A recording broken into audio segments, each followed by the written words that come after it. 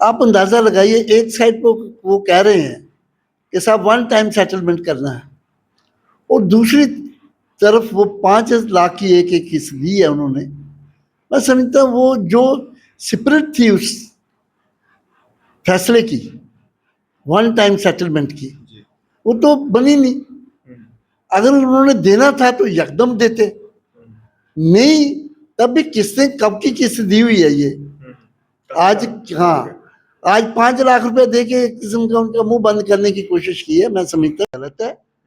जो central government ने तय किया हुआ है, पार्लियामेंट्री बोर्ड की रिपोर्ट है, वो डेलीगेशन की रिपोर्ट है कि 30-30 लाख रुपया हर उस कुंबे को दिया जाए, तो इनको देना चाहिए। ये सेंट्रल गवर्नमेंट की जिम्मेदारी बनती है। आप कह रहे हैं कि सेंट्रल गवर्नमेंट को ये पैसा देना चाहिए, तो सरकार इसमें क्या कुछ कर रही है? सरकार के सामने जो है काफ़ी प्रोटेस्ट जो है अभी भी रिसेंट में हो रहे हैं, हम मांगे उठती हैं कि हमारे जो इश्यूज उनको रिजॉल्व किया जाए। सरकार का क्या है?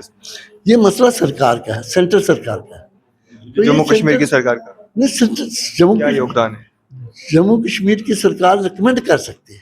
वो तो कब का किया हुआ है, जब उमर अब्दुल्ला साहब की पहली गवर्नमेंट थी तब का रिकमेंड किया हुआ है। आज उसके बाद कई साल बीत गए हैं। रिमाइंडर तो दिया जा सकता था। नहीं, रिमाइंड तो मैं क्या, आज फिर हम अपील करते हैं सेंटर से। नेशनल कॉन्फ्रेंस होने के नाते, प्रोविंशियल प्रेसिडेंट होने के नाते, और इस हमारे जम्मू रीजन में मैं समझता हूँ मैक्सिमम हमारे ये रेफ्यूजी बसते हैं, इनको one time settlement central government को फौरी देना चाहिए, ताकि ये लोग वन टाइम सेटलमेंट है, अपने बच्चों का, अपना जिस ढंग से भी अपनी फैमिली को सेटल कर सके। ये बहुत बड़ी कॉन्फ्रेंस के प्रोविंशियल प्रेसिडेंट रतनलाल गुप्ता जी समय हमारे साथ मौजूद हैं, और जिस तरह से आप सभी जानते हैं कि प्रधानमंत्री नरेंद्र मोदी जी के द्वारा जो है हाई पावर्ड डेमोग्राफी मिशन के तहत एक कमेटी का गठन किया गया था, और उस कमेटी के मेंबर जो हैं जम्मू कश्मीर जो है वो आए थे। सर से बात करेंगे। सर, किस तरह देखते हैं जो ये डेमोग्राफिक चेंज को लेकर असेसमेंट के लिए सेंटर से टीम जम्मू कश्मीर आती है, और यहाँ पे जो है वो जगती कैंप गए, बॉर्डर बेल्ट के पास गए, और जो राजीव नगर है वहाँ गए, जहाँ पे वो मुस्लिम रोहिंग्याज रह रहे थे, और जो बांग्लादेशी वगैरह, इन सब की असेसमेंट के लिए जो आए थे। क्या कहना चाहिए? देखिए, ये टीम का जो गठन किया गया होम मिनिस्ट्री की तरफ से किया गया जी। इसमें जम्मू कश्मीर सरकार से ना पूछा गया और ना ही उनसे कोई सलाह मशवरा किया गया। अब सेंट्रल मालिक हैं, जो उन्होंने भेजी है अब टीम, वो टीम यहाँ आई थी, 3 दिन यहाँ रही है, डिफरेंट लोगों से मिली है। अब वो क्या असेसमेंट देती है वो पता चलेगा जब वो रिपोर्ट कोई अपनी सबमिट करेंगे। जी। सर, कई सारे लोग ये कह रहे हैं कि उनकी मीटिंग जो है यहाँ पे जो जम्मू कश्मीर के IM में यहाँ पे कार्यरत ब्यूरोक्रेट्स हैं उनसे हुई है बड़े-बड़े। तो वो सवाल ये खड़ा कर रहे हैं कि वो लोग भी बाहर के हैं, उनको क्या पता जम्मू कश्मीर के बारे में, क्या कुछ रिपोर्ट्स जो है यहाँ से जो है वो दी गई होंगी, क्या कुछ आएगा सामने? देखिए साहब, पॉलिटिकल लोगों से तो मैं मिले नहीं, अब किन से मिलके वो गए हैं ये तो वही जानते हैं। अब वो क्या रिपोर्ट देंगे, या तो चाहिए होता है कि भाई जम्मू कश्मीर के लोगों को किसी को वहाँ इन्वॉल्व किया होता तो वो अपनी बात कहता वहाँ पे। अब यहाँ पे किन लोगों को मिले हैं, किन्होंने डेपुटेशन, कौन आए, कौन डेलीगेशन उनसे मिले हैं, क्या क्या उनके साथ बात हुई है, ये तो वही लोग बता सकते हैं ना। इसकी क्लैरिटी जो होगी वो मैं समझता हूँ कि जब वो अपनी रिपोर्ट देंगे उसके बाद देखते हैं क्या कहते हैं। सर, अगर हम बात करें जो POK से जो रिफ्यूजीज आए थे उनके जो चेयरमैन हैं राजीव चुन्नी जी, उन्होंने भी जो है एक मेमोरेंडम दिया था उस टीम को, और उसमें कुछ अपने इश्यूज जो है वो रखे थे, जैसे उनका कुछ जो पैसे देने की उनको बात की गई थी वो उनको अमाउंट अभी तक नहीं मिली, और भी कई सारे इश्यूज हैं। तो किस तरह देखते हैं आप, लोगों ने जो है अपने भी जो दर्द हैं वो तकलीफें सामने रखी? देखिए, शायद आपको याद होगा कि जम्मू कश्मीर सरकार ने 25 लाख वन टाइम पेमेंट की बात करी थी, और उसके बाद एक पार्लियामेंट्री डेलीगेशन आया तो उन्होंने 25 से बढ़ा के उन्होंने कहा कि नहीं, अगर वन टाइम सेटलमेंट करना है तो इनको 30-30 लाख रुपया दिया जाए। उसके बाद बिल्कुल सेंट्रल गवर्नमेंट ने कोई किया नहीं। अब जाके उन्होंने पीछे एक 5-5 लाख की किस्त इशू की। आप अंदाजा लगाइए, एक साइड पर वो कह रहे हैं कि साहब वन टाइम सेटलमेंट करना है, और दूसरी तरफ वो 5 लाख की एक एक किस्त दी है उन्होंने। मैं समझता हूँ वो जो स्पिरिट थी उस फैसले की, वन टाइम सेटलमेंट की, वो तो बनी नहीं।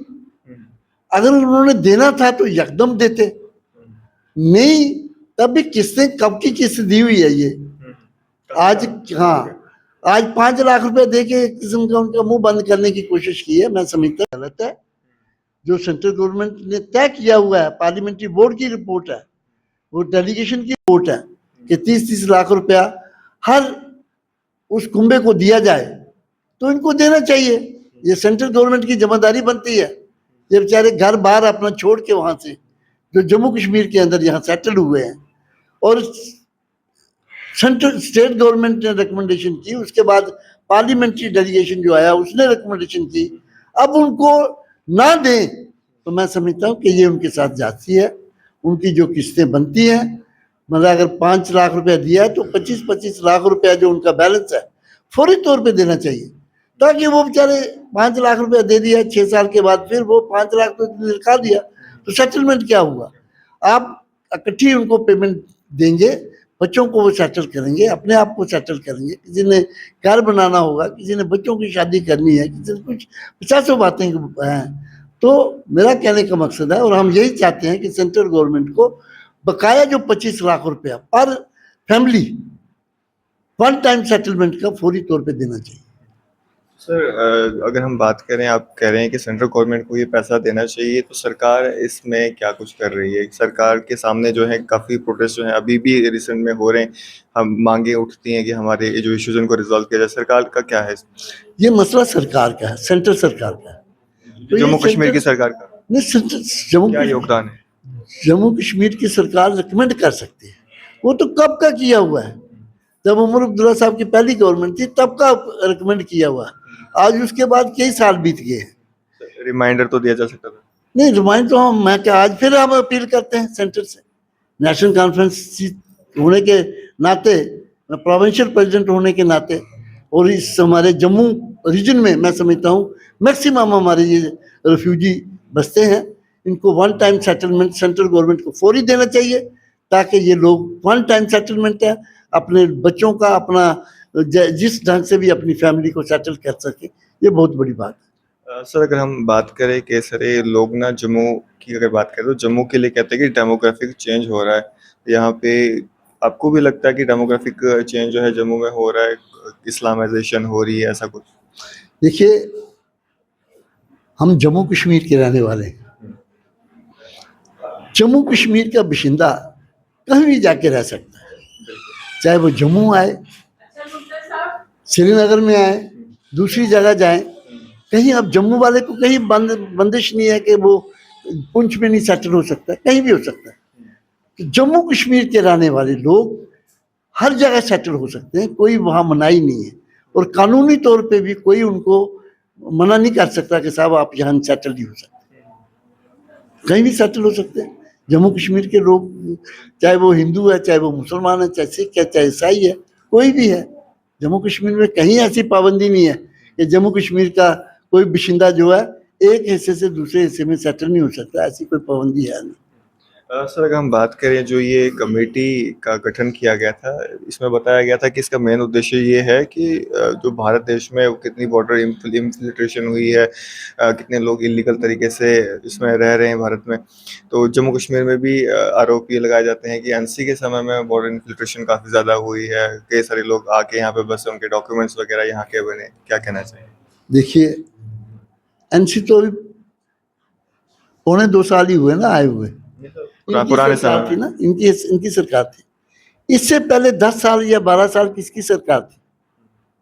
क्या समझते हैं कि आप, भाई उस दौरान कोई नहीं आया होगा, कोई इन्फिल्ट्रेशन 80s 90s की बात करते हैं। कोई, देखिए ऐसी कोई बात नहीं। मतलब हमारी सरकार अभी बनी है 24 में, 14 से 24 तक ये क्या करते रहे?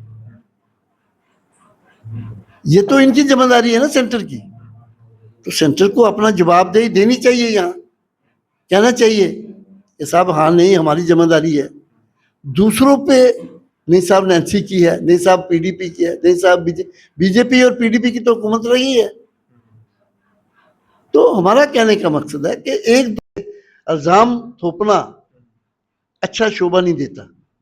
आप जो करना चाहते हैं करें, आपकी सरकार है, सेंट्रल गवर्नमेंट आपकी है, 14-12 साल से अब चल रही है आपकी सरकार। पहले भी यहाँ जम्मू कश्मीर के अंदर भी 12-13-14 से 24 तक आपकी सरकार रही है। करना था कुछ जो करना चाहते थे, किसने रोका था? ये बहानेबाजी जो चलती है ना, ये हो गया वो हो गया ऐसा हो गया वैसा हो गया, एनसी जिम्मेदार है, बीटीपी जिम्मेदार, मैं समझता हूँ ये जो शिफ्ट करते हैं सिस्टम को वो गलत करते हैं। अपनी जिम्मेदारी समझिए। अब पिछले 2014 से 24 तक इन्हीं की हुकूमत रही ना यहाँ पे, हम तो अभी आए हैं। तो मैं समझता हूँ सेंट्रल गवर्नमेंट को ये इल्जामात शिफ्ट करने की जो आदत है और झूठ बोलने की जो आदत है वो बंद करनी चाहिए, उनको ऐसा नहीं करना चाहिए। बाकी जम्मू कश्मीर एक बॉर्डर स्टेट है, ठीक है, उसकी प्रोटेक्शन करना सेंटर का फर्ज है। वो किस ढंग से पसंद करते हैं करें, बॉर्डर उनके सुपुर्द है, वो जिम्मेदार हैं उसके। लोग कहाँ से आ रहे हैं फिर आप बताइए? अगर बॉर्डर पे उनकी पहरेदारी बड़ी जबरदस्त है तो फिर जम्मू कश्मीर के अंदर लोग कहाँ से आते हैं? ये कैसे मिलिटेंसी कैसे हो रही है? तो ये बातें अगर इस बहस पे जाएं आप तो दिन हो जाएंगे। तो मेरा कहने का मकसद है कि अपनी अपनी जिम्मेदारी निभाएं, ये बहुत बड़ी बात है। सर सीएम उमर अब्दुल्ला जो हैं वो हमारे जम्मू कश्मीर के चीफ मिनिस्टर हैं और सेंटर से जो ये टीम आई थी इसके जिसको जो हेड कर रहे थे वो जस्टिस नावलकर जी जो हैं वो हेड कर रहे थे। और आपको क्या लगता है क्यों नहीं सीएम साहब को कॉन्फिडेंस में लिया गया, क्यों नहीं कोई उनसे मीटिंग की गई, कोई बातचीत की गई ये यहाँ पे ऐसी ये असेसमेंट करने से पहले? ये सेंटर जानता है कि उनको क्या डायरेक्शन दी है उन्होंने, ये उनको पता होगा क्यों नहीं उन्होंने कॉन्फिडेंस में लिया। चाहिए तो थे कि head of the state duty जो है ऑनरेबल चीफ मिनिस्टर साहब, उनको कॉन्फिडेंस में लेना चाहिए। यहाँ की सरकार है उसको कॉन्फिडेंस में लेना चाहिए। तो जिस ढंग से उनको ऊपर से डायरेक्शन होंगी, उन जो कमीशन आया है उसने अपने मुताबिक काम किया तो ठीक है, करें काम जैसे भी करना है, वो जो करना चाहते करें, दें रिपोर्ट। फिर जब रिपोर्ट सामने आएगी उस वक्त देखेंगे हम कि क्या ये किस पर्पस के लिए है, क्या मकसद था इसका, क्या इसके कॉन्सिक्वेंसेस हो सकते हैं, वो तो बाद में ही पता चलेगा। सर जम्मू कश्मीर के अवाम को ना नेशनल कॉन्फ्रेंस से काफ़ी ज़्यादा उम्मीदें हैं कि हमारे इश्यूज़ जो हैं वो रिजॉल्व किए जाएंगे। हालांकि कई सारे लोग तो नेशनल कॉन्फ्रेंस की खिलाफत भी करते हैं कि इतना समय हो गया अभी तक कोई काम नहीं दिख रहा। तो क्या मैसेज रहेगा लोगों के लिए? देखिए, नेशनल कॉन्फ्रेंस ने जो अपने मैनिफेस्टो में वायदे किए हैं वो 5 साल के लिए, हम वो पूरे वायदे अपने जो है निभाएंगे। 5 साल के बाद आप हमें पूछ सकते हैं कि साहब आपने ये वायदा किया था आपने निभाया नहीं। हमें पूरी उम्मीद है कि हम जितने हमने वायदे किए थे अपने मैनिफेस्टो में, जिसकी वजह से हमें वोट मिले, तो मैं जम्मू कश्मीर के लोगों को यकीन दिलाता हूँ कि हम वो वायदे आपके पूरे करेंगे और 5 साल के अंदर अंदर करेंगे। चलो सर, बहुत शुक्रिया हमारे साथ बातचीत करने के लिए। Thank you very much.